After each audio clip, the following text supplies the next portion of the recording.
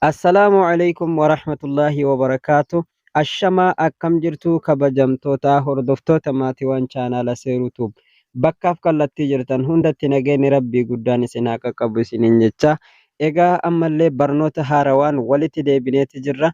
Barnoota yeroo ammaa qabadhee isiniif dhufe kana keessatti vaayirasii bilbila keenya fuula yeroo nuti gad haxooynu vaayirasiin akka malee yookaan vaayirasiin fokkataan jechuudha.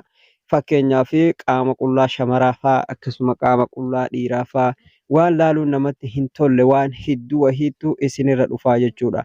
Wanti kun ammoo baatirii bilbila keenyallee baay'ee dadhabsiisaa jechuudha. Akkasumallee bilbila keenyallee osoo nuti viidiyoo hedduu keessaa hin qabne appilikeeshina baay'ee kan nuti keessaa hin qabne appilikeeshinni biraa guutee kan nuti ittiin fayyadamne hedduun guutee bilbila keenya irratti miidhaa fidaa jechuudha. Bilbilli keenya yeroo tokko tokko ni hallagaa akkasumallee socho'uma dida bilbilummaan kunuu qax jedhee seetumaan isin ilaalaa jechuudha. Furmaata wantoota kanneenii qabadhee isiniif dhufe. Obboleeyyan chaanaalaa Seeruutuubii kanatti dhufaa jirtan sabiskiraayibii gochuun akkasumallee viidiyoo kana laayikii gochuudhaan haa eegalluu isiniin jedha. Yaada qabdan gara koomentiitiin naaf barreessaa. Maashaallah koomentiin teessan tan isin naaf barreessitanii baay'ee takka koomentii babbareedduudha. Galatoomaa ulfaadha warri koomentii barreessitanillee warri laayikii gootanii sabiskiraayibii gochuun hanga ammaa na cinaa dhaabbataa jirtan hundi keessanuu galatoomaa ulfaadha isiniin jedha. Gara barnootaa isin dabarsa na waliin turtii gaarii.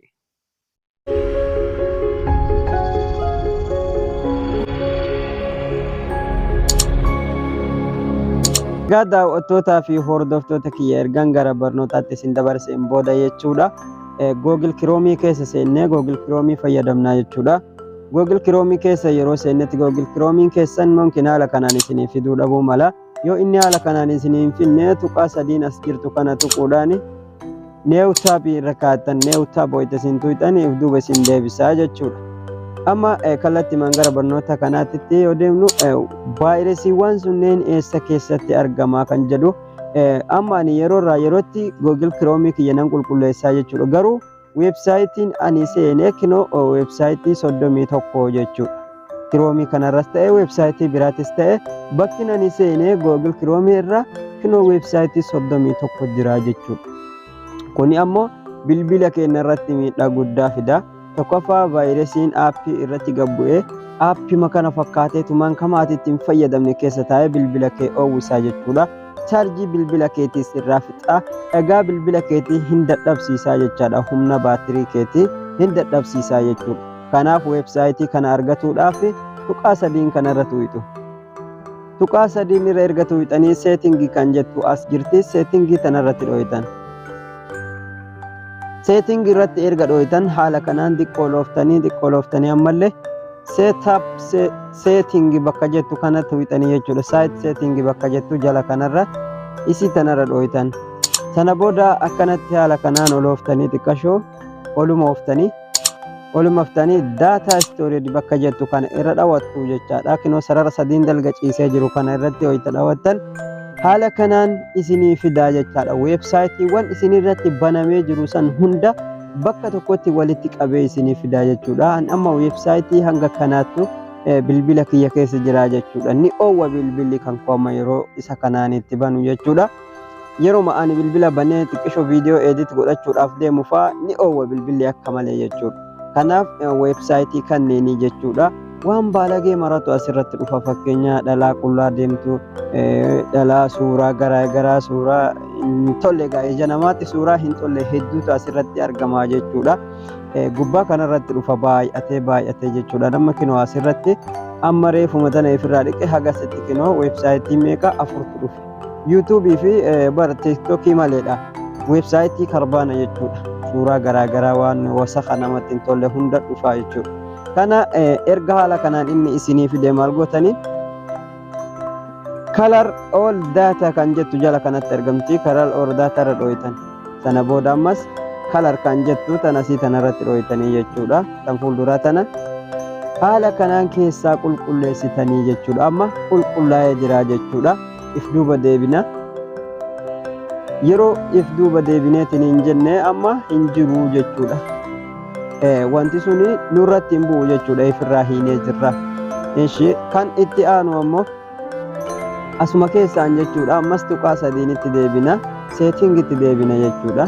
Seetingitti erga deebinee jenne akkana oloofuudhaan ammallee oloofuudhaan seetingi kan jettu kanarratu sana booda ammas akkana oloofuudhaan oloofne asirratti jechuudha. Bilook ofirraa goona waanuma san weebsaayitii masanu bilook ofirraa gootanii jechuudha.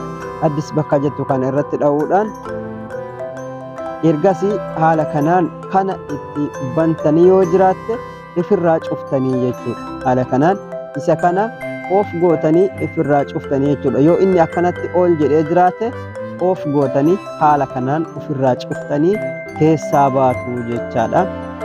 Ammas inni sadaffaadha. Inni sadaffaadha. Seetingii as jirtu kana mallattoon seetingii bakka kana jirti kinoo jala kanatti jechuudha. Mallattoo seetingii kanarra dho'itan sana booda wanti kuni of irra yoo jiraate yoo on irra jiraate tarni of jedhaan amma ofirraa cufee jira. Fakkeenyaaf yooniin itti banee kinoo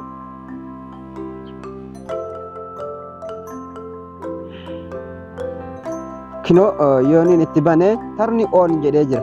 Tarni onii kanarraa asumarra tuquudhaan tarni ofitti deeffattu jechaadha. Tarni of amma cufamee jira jechuudha. Haala kana weebsaayitiidhaan bilbila keessan irratti bu'ee bilbila keessan oowwisu ofirraa cufuu dandeettanii jechuudha. Weebsaayitiidhaan seentan 31 kanan seenee jiru jechaadha. 31 kana balleessuudhaafis lakkoofsuma kanarra gattuuxanii sanduuquma sana jechuudha. Haala kanaan isinii fida jechaadha. Weebsaayitii isin seentan hunda bakka takkatti isinii fida jechuudha.